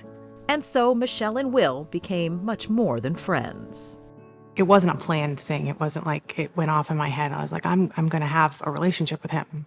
It just progressed that way. This is one of him and our mutual friend, Jamie. He was willing to give her what she needed: affection, attention. The following year, 2016, the relationship grew to a new and somewhat unusual level, with Will renting a spare bedroom in Michelle's house, the same one she shared with her husband and kids, though it's not clear what Michelle's husband knew about her relationship with Will. He only had to pay $300 a month and his own food, unless he liked whatever it was we were making at the time. Honestly, pretty sweet deal. Michelle even gave Will her wedding ring, a promise that she'd leave her husband soon. But it wasn't enough for Will. If Will had this relationship with Michelle and was in love with Michelle, why was he going on internet dating sites? I think that it had to do with jealousy. Michelle was going to leave her husband on her terms, and it wasn't going fast enough. If he could make her jealous, then maybe it would speed things up. Which may explain why, when Anna visited Will over Christmas, they stayed at Michelle's house, under Michelle's nose. It seems Anna knew nothing of Will's other relationship. They were in his room most of the time. On New Year's Eve, they were getting ready to go out. Will was like, oh, maybe I should introduce you guys. And then she shook my hand, and she said her name was Anna. I said it was nice to meet her. But Michelle wouldn't be quite that welcoming when Anna returned a few months later, on March 1st, 2017, with the intention of becoming Will's wife. I was like, well, she's not staying here. She's not staying in my house. So Will and Anna rented an apartment in Corvallis, a small college town not far from Michelle's home. With Will working and without a job herself, Anna spent time on her own, even joining the local gym. Life wasn't as easy for Michelle. What did you want? Simple. Just to be happy. And you thought you'd found that with him? I thought I had. But you have to actually know somebody to find those things, I think. Turns out, actually knowing Will was going to be a bit of a challenge for everyone. Even with his new fiancée in America, he split his nights between his 2 love interests. He really continued to float between those 2 places, back at Michelle's place and then back at the apartment with Anna. With no clue as to why Will kept disappearing, Anna often had to resort to contacting his friends to find her own fiancé. She's seeing him gone. In the text messages, she's reaching out to his friends. Do you know where he is? What's going on? She's becoming suspicious. Where is he going? What is going on with this time? As it happened, Anna's instincts were right on the money. This man was a fraud and relied heavily on deception to convince other people he was the type of person he wanted to be perceived as. And he wanted to be something greater than he was. He told a number of people he was in the armed forces. He was never in the armed forces. Then there's the matter of a certain engagement ring. Anna's ring, or was it? Her and I had friended each other on Facebook. And then I saw her wearing my wedding ring. What? Yeah. The ring that had been Michelle's wedding ring had been repurposed when Will proposed to Anna. Will told Anna that this ring belonged to his grandmother and had sentimental value to him.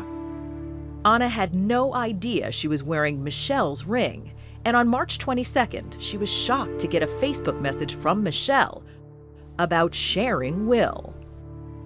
At this point, all Anna knows is that Michelle Chavez is the crazy ex-girlfriend, because that's what Will Hargrove has told her. And so Anna says, no way. You get out of our lives. Something about me being a bitch, I believe. And I was like, I'm just getting started at being one. Were you threatening her? No, just being mouthy. I just meant that if you think I'm being bitchy now, like, just watch. Just 3 days later, Anna and Will headed to the Oregon coast for their wedding ceremony. Anna brought a wedding dress with her from Russia. She had her ring that William proposed to her with. On the way, Will decided to stop at the local Walmart to buy their wedding bands, leaving bride-to-be Anna in the car. While he's in Walmart shopping for his wedding ring, he is on the phone with Michelle Chavez. And he is discussing their relationship and whether or not he's going to come see her that night.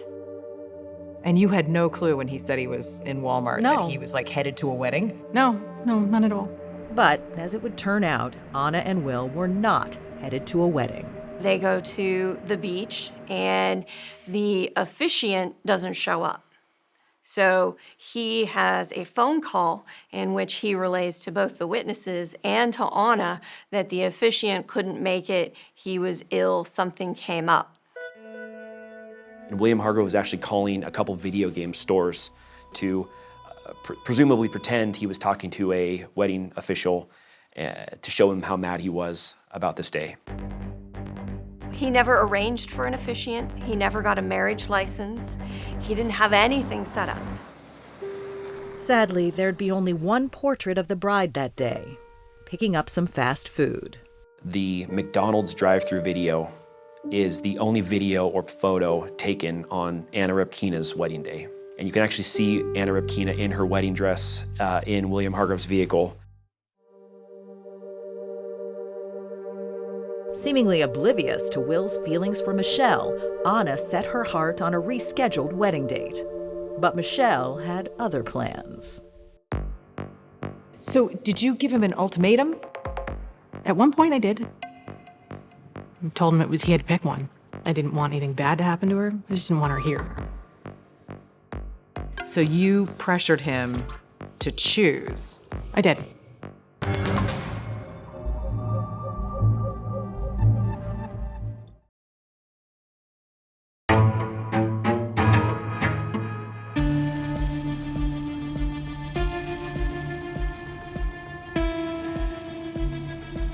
In April 2017, the relationship between Michelle and Will hit a crossroads, with Michelle insisting Will finally choose between her and Anna.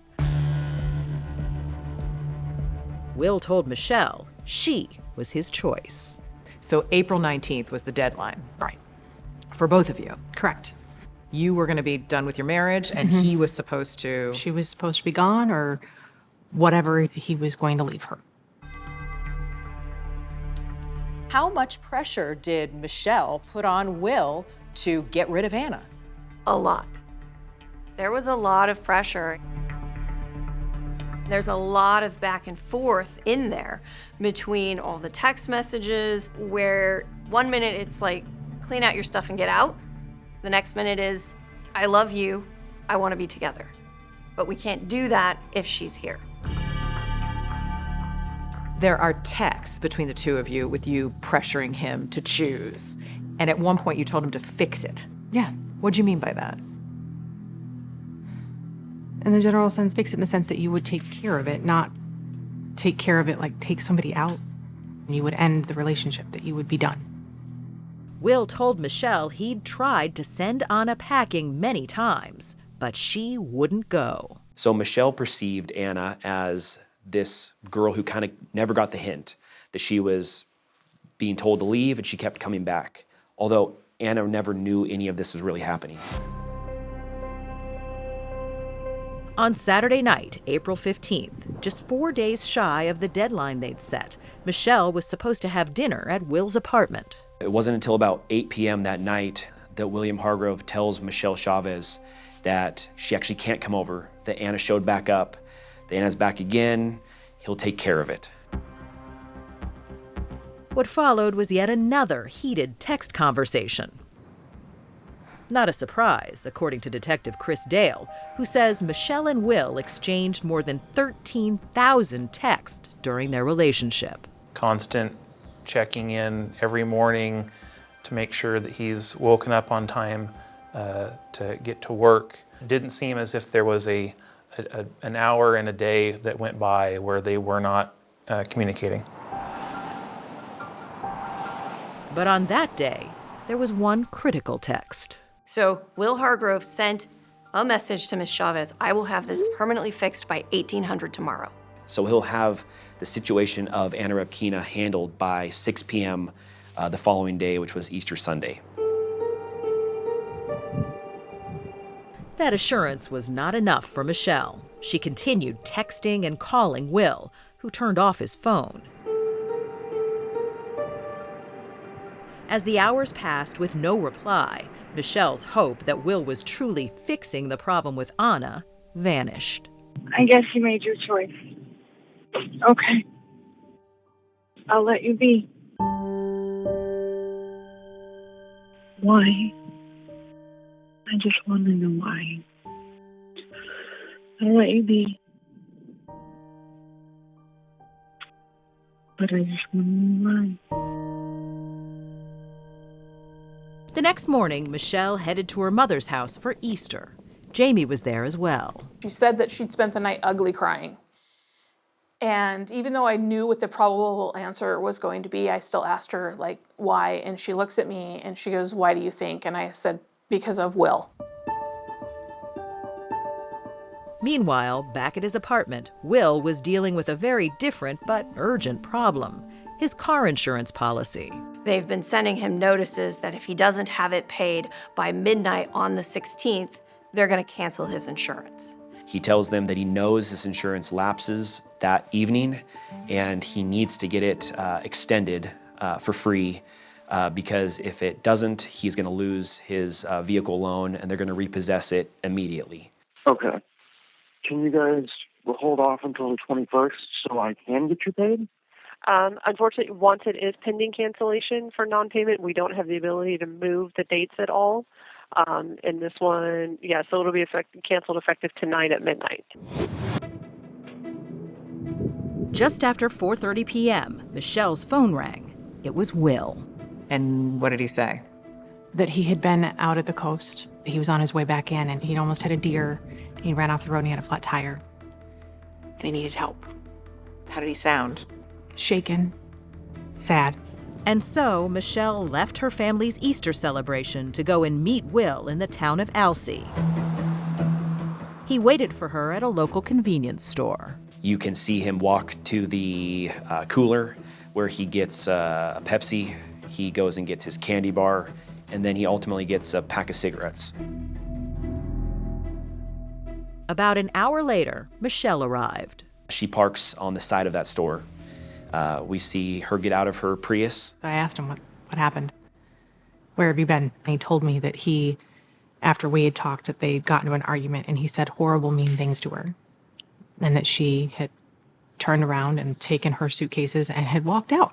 Thinking Anna had finally left the apartment for good, Michelle says she and Will got into his car. We drove for a little bit, then we pulled off and we were talking for a few, and then honestly we ended up having sex in the front seat. So you had makeup sex, essentially. Yeah, essentially. Makeup sex in the front seat. Michelle and Will then went their separate ways, with Michelle returning to her family's Easter celebration. She came back. She was in a good mood. She was smiling. She was happy. She looked total 180 from what she looked like in the morning. Will headed home, but he made a few stops along the way. First at an ATM where he withdrew money from Anna's bank account. Made a $200 withdrawal from this machine and then engaged in some conversation with some employees at that gas station, where he actually ended up hugging one of them and crying about the fact that his girlfriend, Anna Repkina, had left him. His girlfriend, whose account he just took $200 from. Yes. Will then headed to a second ATM. He goes to the Chase Bank and withdraws an additional $600 of Anna Repkina's money. So now William Hargrove has $800 that he stole from Anna Repkina's bank account. At about 9:30 p.m. on that same night, he drives to another bank and he ends up depositing $160 of that cash into his bank account. Will had just one more chore to take care of that evening. Thank you for calling Progressive. Y'all should have a card on file for me, and I need to make payment, please. Several hours earlier, he has no money. All good then? Everything's done? Yep, everything is taken care of. You are insured as we're speaking. Excellent. Thank you very much, ma'am. My pleasure. Have a good night, William. All of a sudden, he has money, and he's taking it out of Anna Repkina's bank account, who's found dead the next day.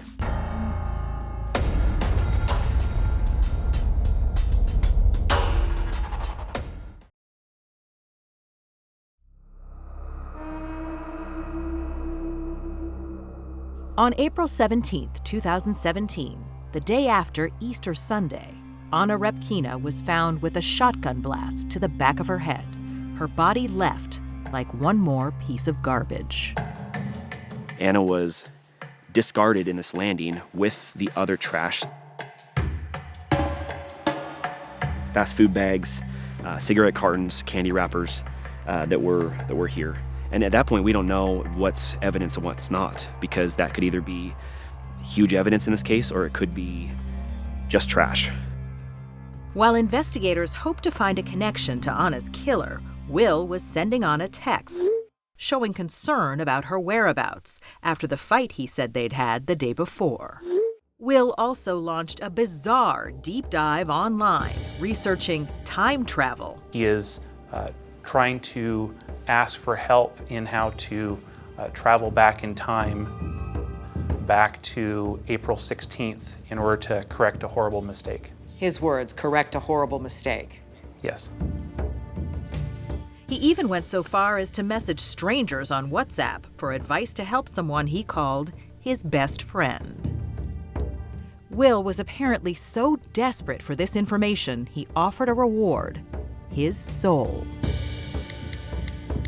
In addition to his strange internet search, Will went on a shopping spree, spending more of that cash he stole from Anna, buying candy, video games, and toys.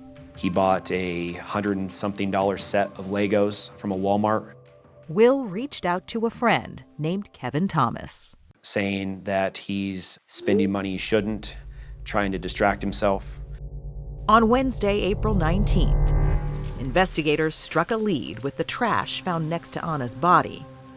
A KFC receipt from 3 days earlier with a crucial timestamp. Was there a name on the receipt? So on the receipt, there was no name. KFC told us that there was actually a car that pulled up on that Friday, and there was 2 purchases made from that car. There was one made with a debit card that came back to Kevin Thomas, and another purchase that was made with cash. With only one name to work with, investigators headed to Kevin's Corvallis home. Now we're trying to put some pieces together for our case. The garbage we found was, I think, something you bought last week from KFC. Okay. Do you know about that? Yeah, me and my brother go to KFC. Go to KFC? On Fridays. What's your brother's name, Kevin? Will Hargrove. Kevin and Will became pals at the Peacock Bar and Grill. Kevin, like Joseph Thompson, called Will his brother. Police continued talking to Kevin at the sheriff's office, where he offered a revelation. A few weeks earlier, Will had asked to borrow something that belonged to Kevin: his shotgun. Did he say why he wanted to borrow it? Just so he was going to go up and go shooting in the woods and just kind of blow off some steam. What's more, Kevin told police that Will had yet to return the gun. With this new information, investigators headed straight to Michelle's house, where Will was staying, to question him. He answered the door.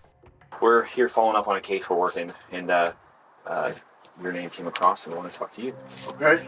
Will then lied to investigators, telling them that he and Michelle drove up to Alsea together on Easter Sunday. Drove into Elsie, stopped at the little market there, picked up a pack of cigarettes and drove back.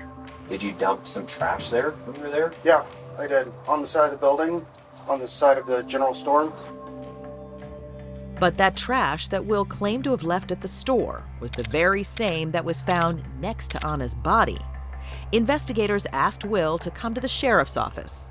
While Will was getting ready to leave, he texted Michelle to ensure their stories matched. At the sheriff's office, investigators got to the question of Anna. What do you know about her? Almost nothing. How'd you guys meet? Met her downtown Corvallis. Just walking around? Yeah. Will played down their relationship, even calling Anna psychotic. We went on 2 dates, and then I told her it wasn't going to be anything more than that. And I was happy to keep hanging out with her, but that was all it was going to be. How long ago was that? Last time I saw her was middle of March. Middle of March. Cut it off because she decided to put on Facebook that we were engaged. She posted that? Yeah. After 2 days? Oh yeah, and it brought hell down upon me. From who? Michelle. Lieutenant Duffett turned up the heat on Will and got right to the point. So, Will, your trash was found where somebody was killed. I'm sorry, what? Okay. That's what we're talking about here. You guys are looking at me for this? Your trash, like my partner said, was found there. Your stuff was found at a scene where somebody died. Yeah. Okay. Talking to you, there's a lot of inconsistencies with your story about what happened. That's when Will stopped talking and asked for a lawyer. No offense, guys. You've been really kind, and I like you. And I don't mind that. But the moment that you say somebody was killed out there, that no, it just, no. Okay. So, William Hargrove, I need you to stand up and put your hands behind your back. You're under arrest for the murder of Anna Repkina. Will Hargrove was placed under arrest. But did police have the right person in custody? If anyone on the face of it looks like they have a motive to kill Anna, it's the other woman. It's Michelle.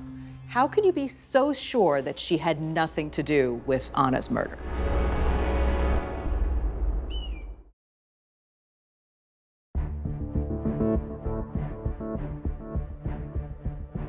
Just hours after Will Hargrove was arrested for Anna Repkina's murder, We don't need to go over it at this point. Michelle Chavez was brought in for questioning about what she was doing Easter Sunday. Can you tell me what this is about, though? She starts out on the wrong foot, telling police what Will had texted her to say, that they'd driven to Alsea together. And he picked you up at your mom's house at that time? He did. Okay. Take his. Immediately, Michelle reverses herself, admitting what she had just stated was false. That's a little bit of a lie. He called me. He was going to pick me up. And then he did. Why did you lie to them? Honestly, I wasn't thinking, and I don't have a good answer. I want you to know right now that Will's under arrest for murder. Okay. Okay. Investigators say Michelle didn't seem at all surprised when they told her Will had just been arrested for killing Anna.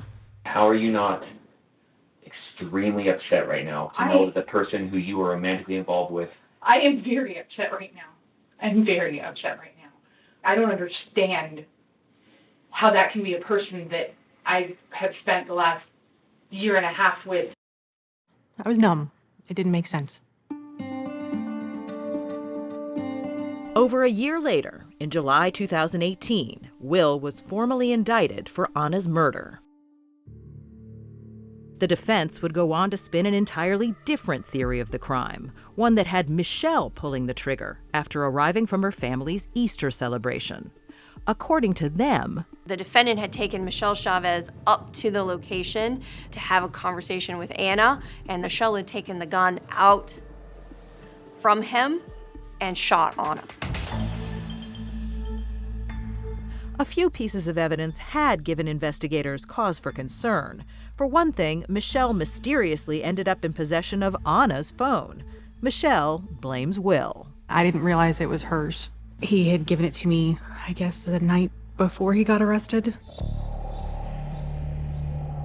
Michelle's own cell phone records showed that a month before Anna's body was found, Michelle had visited that exact spot on the logging road.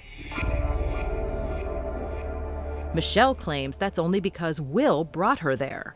But could she have been scouting the location? The defense says that Will loved Anna, that he was starting a life with her, that you're the one with all the reasons to kill her. What do you say to that? I had no reason to want her dead. No reason to kill her.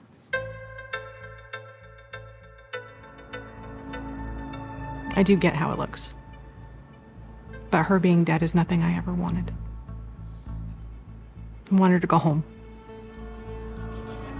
Did you ever tell Will to kill Anna? No. Days after Will's arrest, his friend Kevin's shotgun was recovered from the back of Will's vehicle. Evidence supports there'd only been one killer. Will Hargrove's fingerprint was on the shotgun. Michelle Chavez's DNA was never on that shotgun. Michelle Chavez's fingerprints were never on that shotgun. Piecing together various security cameras, investigators tracked Will's drive with Anna to Alsea. We see the defendant's car that's distinct for various reasons traveling along a certain path, and it gave us location as well as time frames. But it was GPS tracking that gave police an even bigger piece of the puzzle, with Will's phone pinging from the murder site from 4:35 to 4:48 that afternoon. The reason we have that is because he called Michelle Chavez. Michelle Chavez, who was still at her mother's house at that Easter celebration. We don't have any forensic data or information that was left at that crime scene to suggest that Michelle was at the crime scene on that day. And remember that video of Will shopping at the Alsea convenience store as he waited for Michelle to arrive? Towards the top of his bald head, you can see what appears to be smaller black dots. Raising the question, could it have been blood spatter? We can't tell you if that was blood. We can't tell you what that was. But we can tell you it was there before he met Michelle Chavez. Subsequent photo comparison afterwards showed that those spots weren't moles. They weren't anything that was there permanently. There was one more heart-wrenching piece of evidence found in the trash alongside Anna's body from another fast food drive-thru. A receipt from McDonald's in Newport, Oregon, dated on March 25th of 2017. March 25th, the day that should have been Anna's wedding day.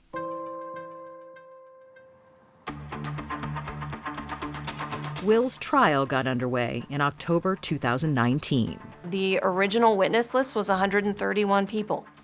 Eventually, I believe close to 70 people testified. The trial took a month.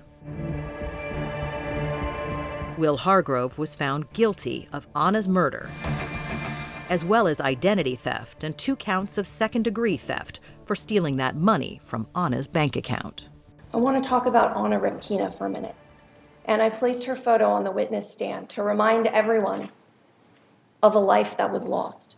Contrary to speculation, Will's sentencing was held in January 2020. She came here with hopes and dreams to find somebody that was loving her and start a family. She doesn't have that anymore. The defendant very nearly got away with this crime. It was his own trash that betrayed him. You were receiving a sentence of life imprisonment. Will received a life sentence with a possibility of parole after 25 years. Michelle says living under the scrutiny of people in town wondering what she knew or didn't know became all too much. How bad did it get for you?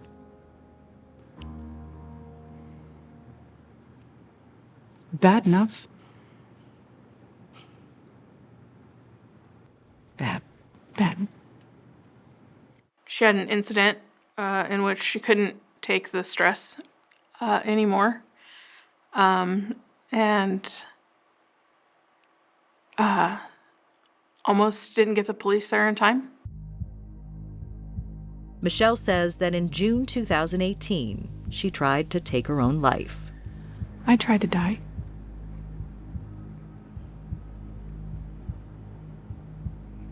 I'm still here. It didn't work. As for the young Moscow native who flew to the U.S. with the promise of love, I think you have to remember Anna as the sweet, loving, caring person who put herself out there to be loved. Because Anna was loved. She was loved alive, and she was loved after.